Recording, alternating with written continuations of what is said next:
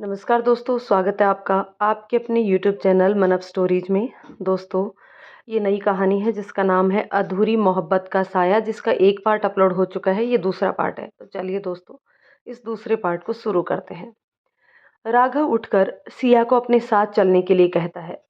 सिया उठकर, कहाँ जा रहे हैं हम लोग? राघव, पास में ही तुम्हारे चाचा जी का गेस्ट हाउस है, वहीं रात में पार्टी करेंगे। फिर सुबह मेरे घर वाले वहां आकर हमें ले जाएंगे। सिया चुपचाप राघव के पीछे पीछे हो लेती है। दोनों नंगे पांव थे। जंगल के रास्ते घर चलना दोनों के लिए बहुत तकलीफ भरा था। उस पर सिया की साड़ी कटीली झाड़ियों में फंस जाती थी। पूरे जंगल में सिर्फ राघव और सिया के चलने से पत्तों की सरसराहट और जंगली जानवरों की आवाजें ही आ रही थी। एक बार चलते हुए सिया के पैरों में कटीली झाड़ियों की टहनी से कांटा चुभ गया। सिया चीख पड़ी। राघव पलटते हुए, यार, ये द्रौपदी की साड़ी संभाली नहीं जा सकती तो पहन क्यों लेती हो? जब सिया की तरफ देखता है तो सिया किसी तरह अपने एक पैर को पकड़े पास ही के एक पत्थर पर बैठी कांटे को निकालने की कोशिश कर रही थी। कांटों को हाथ लगाते ही उसके पैर से खून बहने लगा, जो नीचे जमीन पर बूंदों के रूप में गिर रहा था। राघव सिया के पास जमीन पर बैठकर उसके पैर से कांटे निकालने लगता है।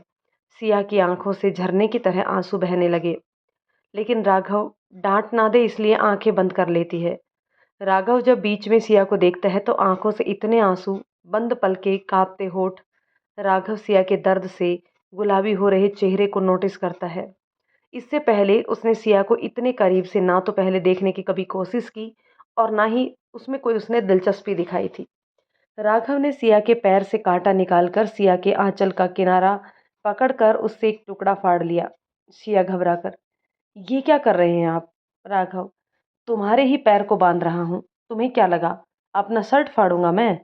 इसके लिए सोचना भी मत। वैसे भी इतनी लंबी चौड़ी साड़ी से शहर की 5 लड़के ड्रेस बना ले, तुम अकेली इतना वेस्ट कर रही हो तो इसी का यूज क्यों ना किया जाए? सिया मुंह खोले राघव की बात सुनती जा रही थी।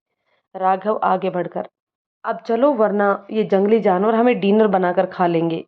और हाँ, नीचे देख कर चलो वरना ये जो साड़ी तुमने पहनी है उसी साड़ी की पट्टियों में लिपटती घर पहुंच जाओगी। सिया नीचे देखते हुए चलने की कोशिश करती है, लेकिन नए और ताजा घाव की वजह से ठीक से चल नहीं पाती। राघव जब मुड़कर देखता है तो सिया के चेहरे पर शिकन और चाल से उसकी तकलीफ समझ में आ जाती है। राघव सिया के पास आकर साड़ी के आंचल को इकट्ठा कर सिया के कंधे पर रख देता है और किनारे को लपेटकर सिया की कमर में खोस देता है। सिया हैरान होकर देखती है और आंचल से सीने को ढकने लगती है। राघव झल्लाकर, नदी में तो खुद संभाल नहीं रही थी, आंचल पानी में तैर रहा था और तुम उससे लिपटी हुई थी, और अब शर्म आ रही है तुम्हें? सिया शर्म से इधर उधर देखने लग जाती है, जब तक राघव उसे अपनी गोद में उठा लेता है। सिया, ये क्या कर रहे हो? मुझे नीचे उतारो। राघव, चुपचाप पकड़ी रहो, अंधेरा होने वाला है, हमें जल्दी से यहाँ से निकलना होगा। तुमसे ठीक से खड़े होते हुए भी नहीं बन रहा है, सो प्लीज कीप क्वाइट।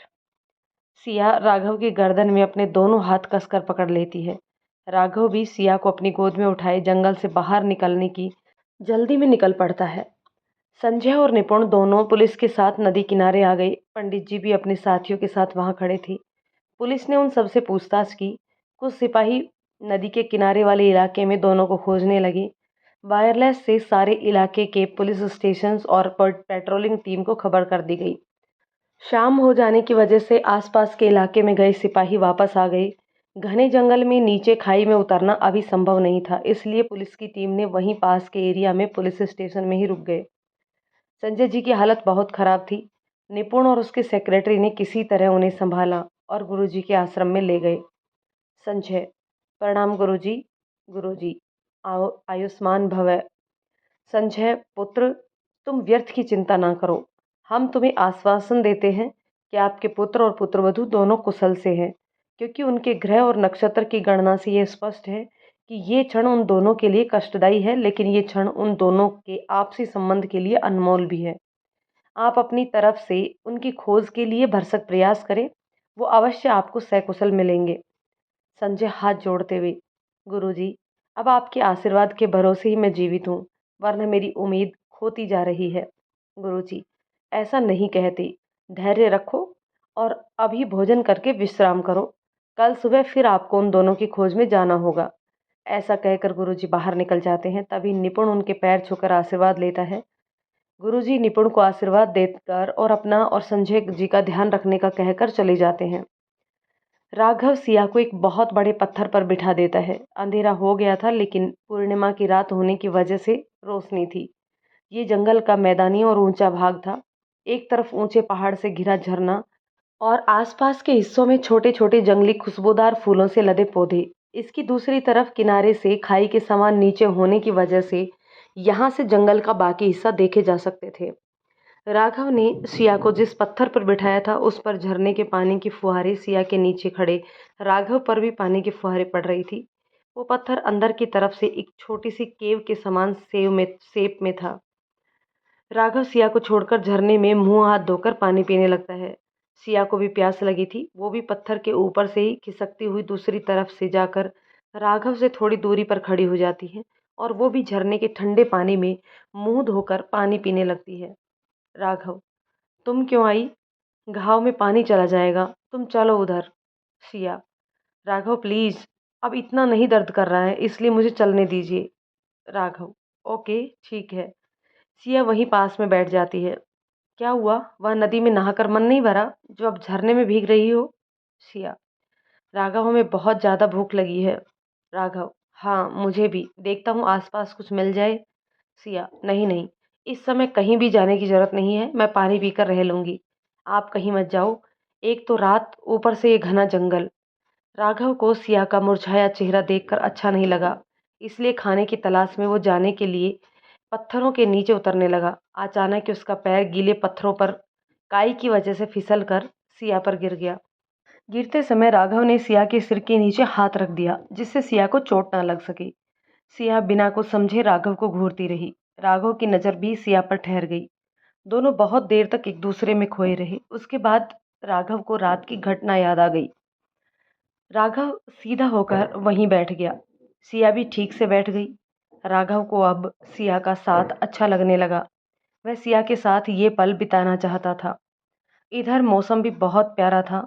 चांदनी रात, सुनसान जंगल में झरने की हल्की हल्की फुहारों से दोनों भीग रहे थे। हवाएं चल रही थी, जिसमें जंगल में खिले फूलों की खुशबू मन को हल्का कर रही थी और मन को महका रही थी। सिया से राघव ने इधर उधर की बातें करना शुरू कर दी। सिया को भी राघव से बातें करते समय डर कम होते हुए भी महसूस हो रहा था।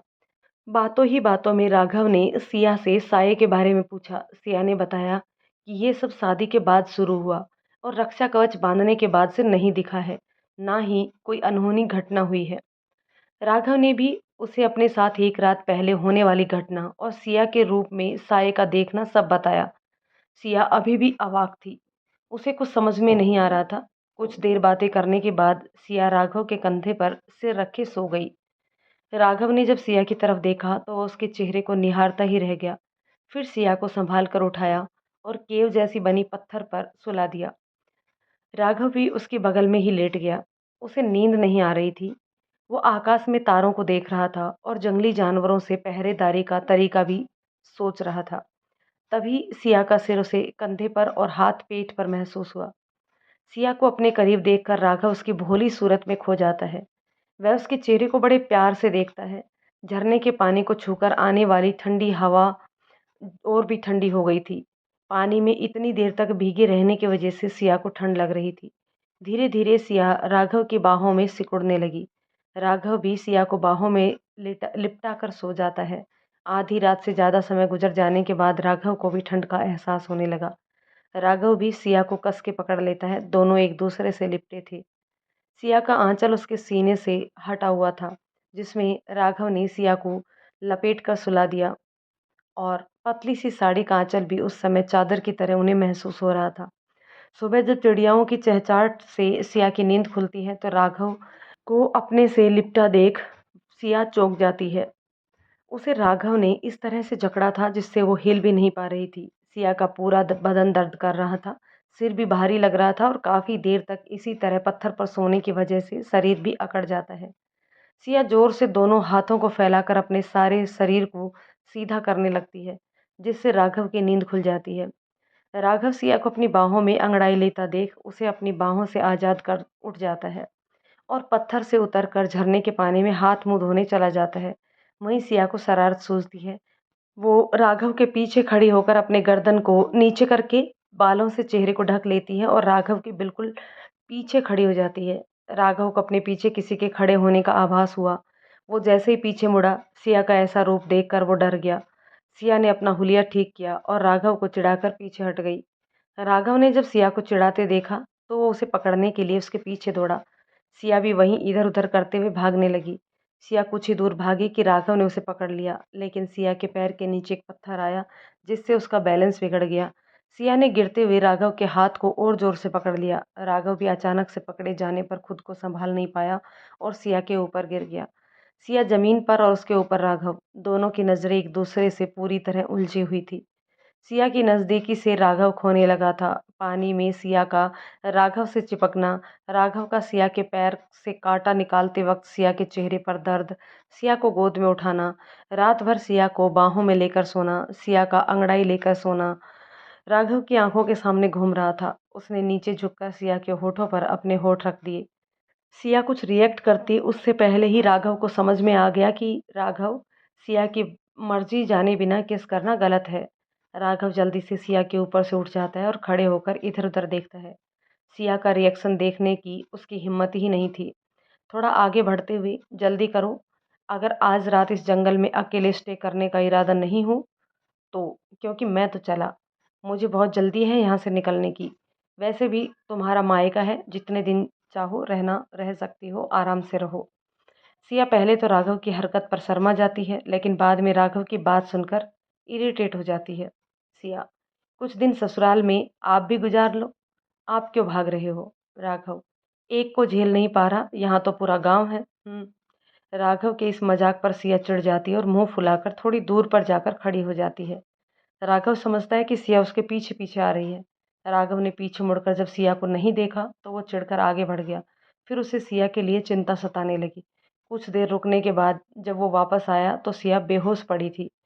राघव बेहोश सिया को उठाने की कोशिश करता है और पानी लाकर उसके चेहरे पर डालता है। सिया होश में आ जाती है। राघव, क्या हुआ? क्या बात है? ये सारा जंगल मेरी गोद में ही चढ़कर घूमने का इरादा है क्या? जरा मिसेज राजपूत अपने पैरों का भी इस्तेमाल कीजिए। मेरे हाथ और पैर दोनों अत्याचार सह सहकर बगावत पर उतर चुके हैं। सिया राघव को गुस्से भरी नज़र से देखती है और खड़ी होकर आगे की ओर चल पड़ती है। राघव भी सिया के पीछे पीछे चलने लगता है। कुछ दूर चलने के बाद सिया राघव से पूछती है, हमें जाना किस तरफ है? राघव, वो देखो उस तरफ वो सड़क दिख रही है। इसका मतलब इस डायरेक्शन में जाकर हम आगे सड़क या हो सकता है कि किसी बस्ती में मिल सकती है। चलिए। राघव और सिया आगे बढ़ते हैं। भूखे प्यासे होने के बावजूद जल्दी घर पहुंचने की चाह में लगातार चल रही थी। रास्ते में जिस भी पेड़ पर उन्हें फल मिलता, वो दोनों तोड़कर मिल बांटकर खा लेते। सिया को राघव सहारा देकर चल रहा था। राघव की नज़दीकी सिया को अच्छी लगने लगी थी। वहीं सिया की बातें सुनना राघव को भी बहुत भाह रहा था। कुल मिलाकर दोनों एक दूसरे के साथ ये मोमेंट एंजॉय कर रहे थे। साथ ही दोनों को एक दूसरे की परवाह भी हो रही थी। जैसे तैसे दोनों एक सड़क पर पहुंचे। दिन चढ़ गया था। सुनसान सड़क पर किस तरफ चला जाए दोनों सोचने लगे। वो लोग कुछ देर के बाद थक कर किनारे एक पेड़ के नीचे पत्थर पर बैठ गए। कुछ समय बाद वहां से एक कार गुजरी। राघव ने उसको रोककर उन्हें कहाँ जाना है वहां का एड्रेस बताया। कार में एक कपल और उनका 4 साल का एक बेटा था। गाड़ी ड्राइवर चला रहा था।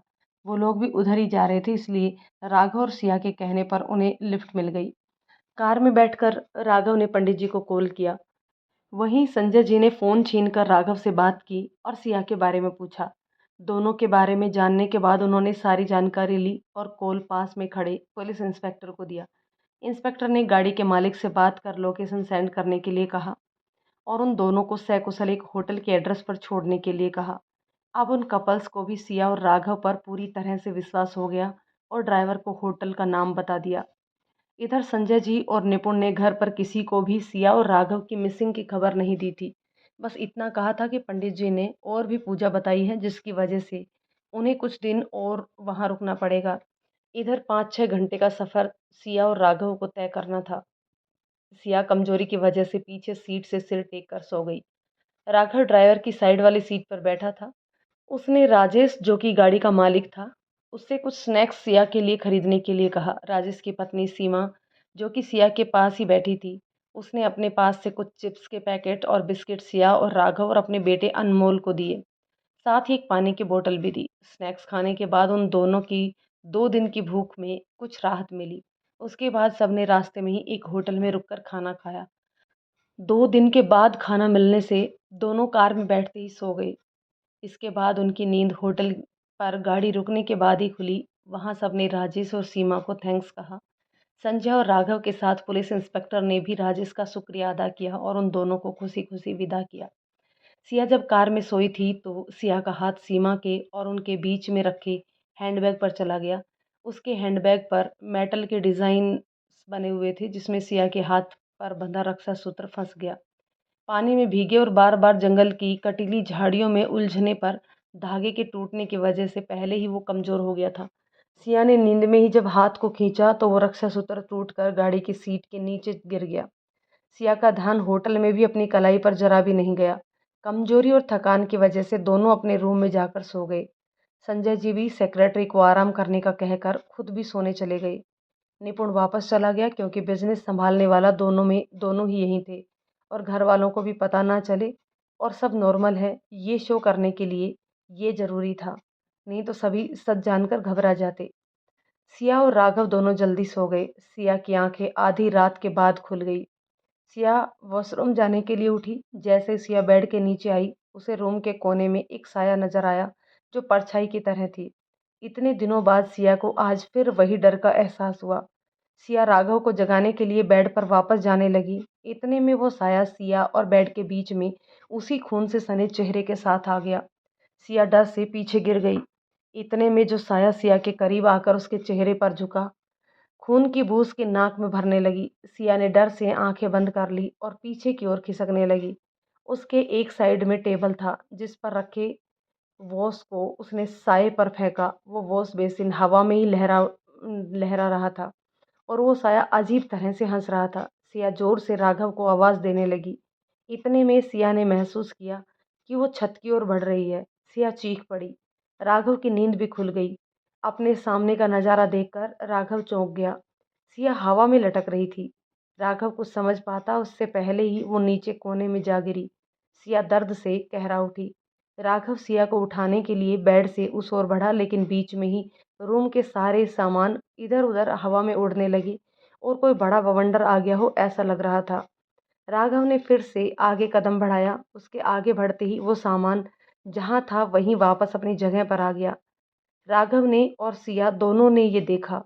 कुछ समय के बाद दोनों शॉक्ड रह गए, लेकिन राघव को अपने हाथ में बंधा रक्षा सूत्र याद आया। वो समझ गया कि इसी वजह से वो आत्मा राघव को नुकसान नहीं पहुंचा पा रही है। राघव लपक कर सिया के पास जाकर उसे थामता है। सिया को खड़े होने के लिए कहता है। सिया राघव के सहारे किसी तरह खड़ी होती है, लेकिन कहरा उठती है।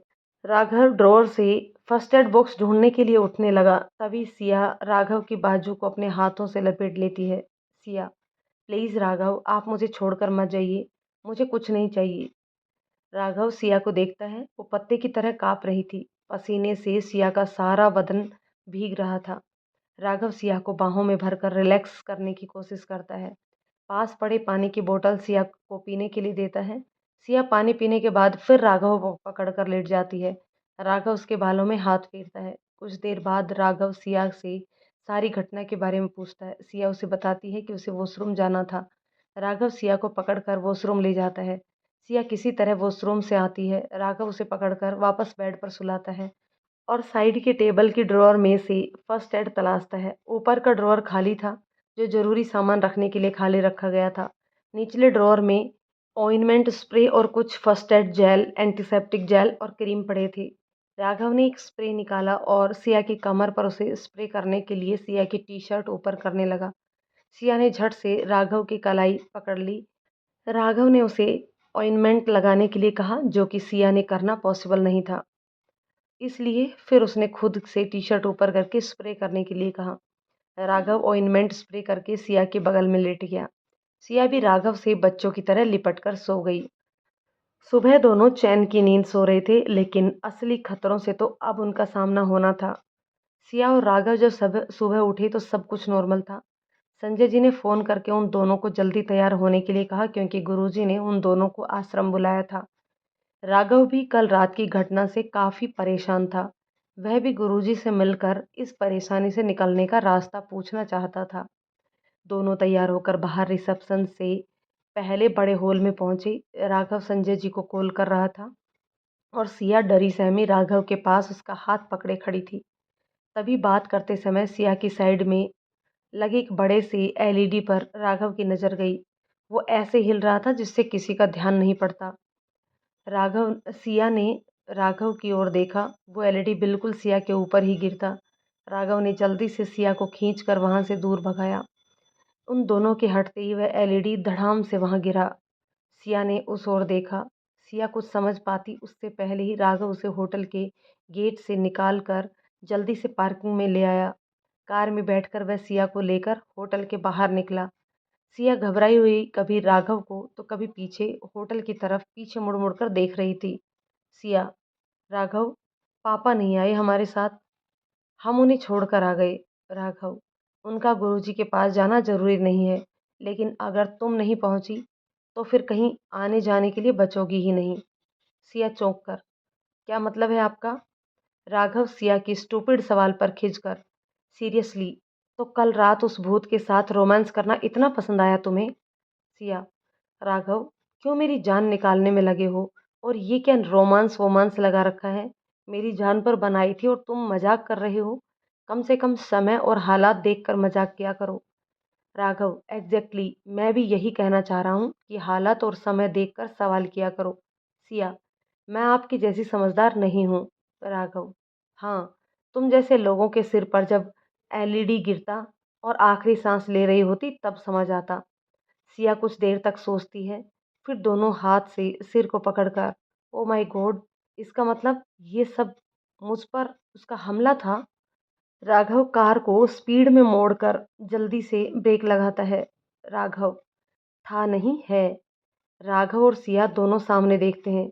गाड़ी आबादी से दूर सुनसान इलाके में खड़ी थी।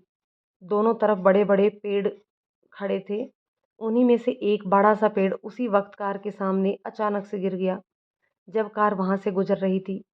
अगर समय रहते राघव ने कार को ना मोड़ा होता तो आज कार पेड़ के नीचे होती और दोनों गंभीर रूप से घायल। लेकिन राघव ने समय रहते दोनों की जान बचा ली। सिया घबरा कर, अब क्या करेंगे राघव? राघव, रोमांस। सिया गुस्से में, क्या कहा? राघव, प्रॉब्लम क्या है तुम्हारी? उस भूत के साथ रोमांस करने से तो मेरे साथ ही थोड़ा प्यार और रोमांस कर लो। सिया उदास होकर सामने देखने लगती है। राघव, ठीक से बैठो, अब हम दूसरे रास्ते से जाने वाले हैं, जो कहीं कहीं कच्चा और कहीं बहुत ही जर्जर है।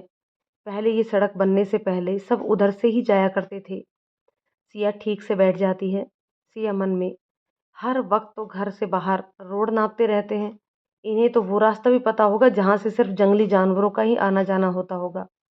कोई रास्ता नहीं होगा, फिर भी बना लेंगे। सिया खिड़की से बाहर देख रही थी। उसे राघव की अभी थोड़ी देर पहले रोमांस वाली बात याद आई। सिया अपने मन में ही, पहली ही रात कहा कि इन्हें किसी रिश्ते में बांधना नहीं है, मैं कोई एक्सपेक्टेशन ना रखूं, और अभी कह रहे हैं कि भूत के बजाय उनके साथ रोमांस करूं। अजीब इंसान है ये भी, किसी की फीलिंग्स के साथ खेल कर उन्हें तकलीफ नहीं होती। राघव ने कार को दूसरे रास्ते पर दौड़ा दिया। ये रास्ता बहुत पहले बने सड़क का था, जिसे टूटने के बाद फिर कभी बनाया ही नहीं गया। बरसात के दिनों में इस पर बैलगाड़ी का चलना मुश्किल होगा, इसलिए अभी के लिए राघव के पास और कोई ऑप्शन नहीं था। दोनों शांत थे, लेकिन दोनों के मन में तूफान मचा था कि आगे न जाने खतरा किस रूप में खड़ा हो। वैसे तो राघव ने सोच रखा था कि हर हाल में सिया को इस आत्मा से पीछा छुड़ा कर रहेगा, लेकिन क्यों सिया के लिए इतना खतरा वो उठा रहा था, ये वो खुद भी नहीं जानता था। उसके मन में सिया के प्रति इंसानियत के रिश्ते तक ही सीमित था। लेकिन सिया को अपने चाचा जी के अलावा आज तक किसी से भी अपनापन या प्यार नहीं मिला। सिया ने सोचा कि शादी के बाद उसका अपना घर, अपना पति और ससुराल के रूप में अपना परिवार मिलेगा। लेकिन राघव ने उसकी ये उम्मीद पहली रात को ही तोड़ दी थी। जब तक ससुराल वालों से घुलती, उसके सुख-दुख में शामिल होने की कोशिश करती, उसके साथ समय बिताती, वो इस आत्मा रूपी परेशानी में फँस गई। सिया अपनी किस्मत को कोसने लगी, जिसे शादी के बाद भी पति और ससुराल का प्यार नहीं मिला। सिया राघव के करीब ना चाहकर भी जा रही थी। वो अपने मन को कितना भी समझा ले, लेकिन राघव का साथ उसे अच्छा लगने लगा था। इसलिए राघव की शरारत भरी बातें उसे उदास कर जाती। जंगल के बीच में आधे से ज़्यादा रास्ता पार करने के बाद राघव की गाड़ी एकदम से बंद पड़ गई। राघव ने बहुत कोशिश की, लेकिन कार स्टार्ट नहीं हुई। राघव कार से उतरकर कार के बोनट खोलकर चेक करने लगा। उसे कहीं खराबी नहीं मालूम पड़ी। कार में बैठी सिया खिड़की से ही बाहर देख रही थी। तभी पीछे से खून से सने दो हाथ सिया के पीछे कंधों से आए और सिया का गला दबाने लगे। सिया चीखने की कोशिश कर रही थी, लेकिन उसकी गर्दन से आवाज़ नहीं निकल रही थी। सिया की गर्दन पर साये की पकड़ कसती जा रही थी। सिया की सांस रुकने ही वाली थी कि राघव ने सिया की तरफ का दरवाज़ा खोला। सिया के गले पकड़े देख राघव ने सिया को कार से बाहर निकाला। सिया राघव की बाहों में ही बेहोश हो गई। राघव ने सिया के गाल को थपथपाया। सिया के गले पर बड़े-बड़े पंजों के निशान देखकर राघव समझ गया कि आत्मा ने सिया पर हमला किया है। राघव ने सिया को वापस कार की सीट पर बिठाया और पानी की बोतल से पानी निकालकर सिया के चेहरे पर छींटे मारे। सिया जब होश में आई तो राघव ने पानी का बोतल सिया के होठों से लगा दिया। सिया धीरे-धीरे पानी पीने लगी। उसे पानी पीने में भी तकलीफ हो रही थी। राघव वापस कार की ड्राइविंग सीट पर बैठ गया। खिड़की की कांच खोलकर उसने किसी को मदद के लिए कॉल करना चाहा। ये मोबाइल रात में संजय जी के असिस्टेंट ने लाकर राघव को दिया था, जो राघव ने नहाते समय पंडित जी के पास अपने सामान के साथ रख दिया था। उसी तरह सिया का मोबाइल भी उसके पास आ गया। राघव के फ़ोन में जब नेटवर्क नहीं मिला तो उसने सिया का फ़ोन लेकर कॉल करने की कोशिश की, लेकिन उसमें भी नेटवर्क नहीं था। राघव परेशान था। सिया अभी इतनी दूर चलने की हालत में नहीं थी कि कार स्टार्ट नहीं हो रही थी। दूर-दूर तक कोई दिख ही नहीं रहा था। दोनों का गुरुजी के पास जाना, जल्दी से जल्दी पहुंचना बहुत ज़रूरी था। आखिर में राघव ने सिया को बाहर निकाला, ज़रूरी सामान बैग में लेकर उसे पीठ पर टांग लिया और कार को लॉक करके सिया को गोद में उठा लिया। राघव, हे भगवान! हर बार इसे गोद में ही क्यों उठाना पड़ता है? राघव किसी हेल्प की तलाश में नज़रों को चारों तरफ घुमाते हुए सिया को गोद में उठाए आगे बढ़ रहा था, क्योंकि वो इतना जान गया था कि आत्मा उसे जब तक सिया उसकी गोद में है, सिया को कोई भी नुकसान नहीं पहुंचा सकती। सिया राघव के सीने पर टिकी हुई थी। कुछ ही देर बाद जब उसे होश आया तो उसने खुद को राघव की गोद में पाया। सिया, राघव, ये क्या कर रहे हैं आप?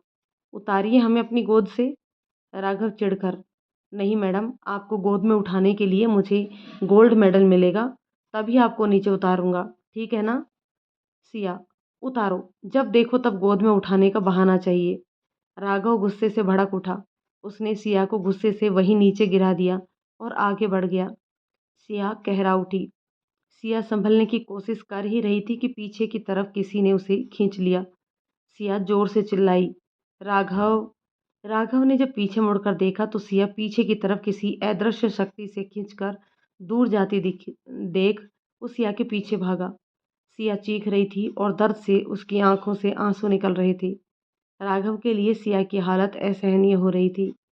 वह सिया के करीब पहुंचता उससे पहले ही वो शक्ति सिया को राघव से दूर खींचती हुई ले गई। राघव ने हार नहीं मानी। वो फिर भागा, जिससे आत्मा बुरी तरह राघव से चिढ़ गई। वो अब साये के समान राघव के सामने आया। उसने राघव पर हमला करना शुरू कर दिया, लेकिन वो राघव को छू नहीं पा रहा था। सिया एक तरफ पड़ी ये भयानक मंजर देख रही थी। साये ने बहुत कोशिश की, लेकिन राघव पर किया हर वार खाली था। वो हर तरफ से राघव पर वार करने की कोशिश करने लगा। इतने में वो साया अपने वही डरावने रूप में सामने आया, जिस रूप में वह सिया को डराता था। किसी भयानक एक्सीडेंट से पूरी तरह बिगड़ा चेहरा, खून से लथपथ और भयानक हंसी हंसता चेहरा। राघव वो चेहरा देख सहम गया। जब वो राघव को खुद से कोई नुकसान नहीं पहुंचा पाया तो उस साये ने एक बहुत बड़े पेड़ को उस तरफ फेंका। राघव बस उस साये के चेहरे को बहुत गौर से देख रहा था। उसकी आंखों से अनायास ही आंसू टपकने लगे। राघव को आसपास का जरा भी होश नहीं था। वो खोया था। तभी सिया ने उसे एक और धक्का दिया और खुद भी उसके साथ ही साइड में राघव के पास जा गिरी। उस साये ने जब उन दोनों को किए गए वार से बचते देखा तो तिलमिलाकर वो और ज्यादा आक्रमणकारी हो गया। इससे पहले वो कुछ करता, एक ब्राह्मण ने आकर उस पर मंत्र पढ़कर हवन की भस्म डाली, जिससे वो आत्मा धुएं की तरह वहां से हवा हो गई। ब्राह्मण: चलिए जल्दी कीजिए, हमारे पास अधिक समय नहीं है। जल्दी से आप लोग उस वाहन में बैठिए। राघव उठते हुए: लेकिन आप हैं कौन और आपने हमें... राघव की बात पूरी होने से पहले उस ब्राह्मण ने उसे बीच में ही टोका: आप प्रश्न बाद में कीजिएगा, पहले आप लोग वाहन में बैठिए। हमें जल्द से जल्द गुरुजी के आश्रम पहुंचना है। हम गुरुजी के शिष्य हैं और उन्होंने ही हमें आपको आश्रम तक पहुंचाने की जिम्मेदारी सौंपी है। हम पर विश्वास करने के अतिरिक्त अभी आपके पास और कोई मार्ग नहीं है, अतः विलंब ना करें। सिया और राघव के पास सही में इस समय उस अजनबी पर विश्वास करने के अलावा कोई रास्ता नहीं था। इसलिए वो दोनों लगभग दौड़ते हुए ब्राह्मण के पीछे पीछे उस कार में बैठ जाते हैं। दोनों पीछे की सीट पर और ब्राह्मण आगे ड्राइवर के बगल में सीट पर बैठा था। उनके बैठते ही ड्राइवर गाड़ी स्टार्ट कर देता है। सिया और राघव दोनों अजीब परिस्थिति में थे।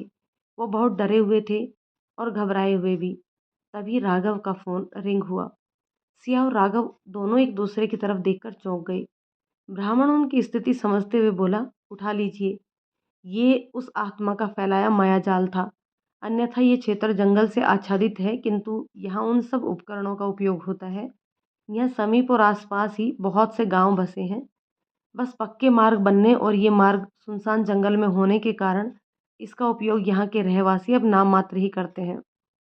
राघव ने अननोन नंबर देखा। पहली बार फोन रिसीव ना होने पर फोन फिर से बज उठा। उठा लीजिए, संभवतः हमारे गुरुजी ने ही आपसे वार्तालाप करने हेतु इस उपकरण का उपयोग किया है। राघव: क्या कह रहे हैं आप? जरा इजी लैंग्वेज में बोलिए। सिया चिढ़कर: अरे गुरुजी ने कॉल किया है, आप जल्दी से रिसीव करो। राघव कॉल रिसीव करता है। उधर से गुरुजी राघव को सिया का ध्यान रखने का कहते हैं और ये भी कहते हैं कि सूरज नाम के शिष्य को उन्होंने उन दोनों को सुरक्षित लाने के लिए कहा है। राघव: हम अभी उनके साथ उनके ही कार में हैं। अब तो हम सुरक्षित हैं ना गुरुजी? गुरुजी चिंतित स्वर में: नहीं राघव, जब तक उस आत्मा से छुटकारा ना मिल जाए तब तक तुम दोनों तो क्या, राजपूत परिवार और बहू के मायके का परिवार भी असुरक्षित है। हमें उसके इरादे जानने होंगे। राघव: गुरुजी, आपने पापा को ये सब बताया? गुरुजी: हाँ बताया, और सभी को रक्षा सूत्र भी बांधने के लिए भिजवा दिया है। बहू के परिवार वालों के लिए भी भिजवा दिया है। उन सबको भी आपके पिताजी ने सूचित कर दिया होगा। आप पहले सकुशल आइए, फिर हम बात करेंगे। राघव: जी। फोन कट करने के बाद राघव सिया को गुरुजी द्वारा बताई गई बात बताता है। दोनों सकुशल वहां पहुंचने की सोचने लगते हैं। कार जल्दी ही आश्रम पहुंच जाती है। दोनों सूरज के साथ गुरुजी के कक्ष में पहुंचते हैं। वहां दो और शिष्य गुरुजी के कक्ष में थे। गुरुजी ने दोनों को बैठने के लिए कहा। दोनों ने गुरुजी को प्रणाम किया और अपने आसन पर बैठ गए। गुरुजी: यह ग्रह दशा नहीं बल्कि प्रेत बाधा है। लेकिन ये आत्माएं किसी के पीछे यूं नहीं पड़ती। इनकी भी अलग दुनिया होती है। अतृप्त या अकाल मौत से तड़पती आत्मा जब तक आयु पूर्ण नहीं हो जाती तब तक वो इसी लोक में प्रेत के रूप में भटकती रहती हैं। किसी भी जीवित इंसान के साथ वो यूं ही बिना कारण संपर्क में नहीं आते। या तो ये जीवित व्यक्ति उनकी दुनिया में जाकर उन्हें बाधित करते हैं, या आत्माएं इस दुनिया में आकर किसी जीवित व्यक्ति से अपना कोई कार्य करवाने या फिर प्रतिशोध पूरा करने के लिए आते हैं। जिस तरह बहू के पीछे ये आत्मा पड़ी है, इसके लिए हमें पहले ये जानना होगा कि ये आत्मा है कौन। वो आत्मा सिर्फ बहू के सामने आई है। बहू, आपने उस आत्मा को देखा है? क्या आप बता सकती हैं कि वो आत्मा कौन है? सभी वहां यहाँ तक कि राघव भी सिया की ओर देखकर उसके जवाब का इंतजार करने लगते हैं। सिया असमंजस की स्थिति में: क्या बताऊं मैं गुरुदेव? मुझे तो उसका सही चेहरा आज तक नहीं दिखाई दिया। जब भी वो सही हालत में रहता है उसका बैक ही देख पाती हूँ, और जब भी वो सामने आया उसका चेहरा बहुत ही डरावना और बिगड़ा हुआ रहता है। ऐसा लगता है कि उसकी मौत बहुत दर्दनाक हुई है। लेकिन मैंने कभी कोई एक्सीडेंट भी नहीं देखा और ना ही किसी शख्स को जानती हूँ। तो मैं कैसे बताऊँ कि ये कौन है और क्यों मेरे पीछे पड़ा है? गुरुजी, ये तो विकट समस्या है। अब किस तरह पता लगाया जाए कि वो आत्मा आखिर है कौन? सिया, राघव, आपके सामने भी तो आज वो साया आया था। आप ही बताइए, क्या उसके उस भयानक बिगड़े चेहरे से उसे पहचाना जा सकता है? राघव, हाँ, मैं उसे पहचानता हूँ। ये कहते हुए उसकी आंखें नम हो जाती हैं। सिया और बाकी सब उसे आश्चर्य से देखते हैं। सिया राघव की ओर हैरानी से देखकर, क्या आप उसे पहचानते हैं? कौन है वो और क्यों पीछे पड़ा है मेरे?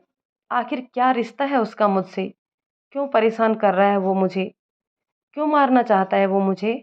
और अगर मारना ही चाहता है तो इस तरह क्यों तंग कर रहा है वो मुझे? बताइए, आपने अब तक क्यों नहीं बताया कि कौन है वो? कैसे कैसे कैसे पहचानते हैं आप उसे? गुरुजी, सूरज और बाकी दो शिष्य भी राघव की ओर उसका जवाब सुनने के लिए उसे उत्सुकता से देखने लगते हैं। गुरुजी, बताओ बेटा, कैसे जानते हो उसे? अब तक राघव की आंखें नम हो गई थी, लेकिन अब राघव टूट गया। उसकी आंखों से आंसू बहने लगे। दोनों हाथों को आगे करके राघव रोंदे गले से कहता है, राघव, पहचानता हूँ, अच्छी तरह से पहचानता हूँ, क्योंकि इन्हीं हाथों से जला कर आया हूँ उसे, खुद उसे छोड़कर आया हूँ शमशान।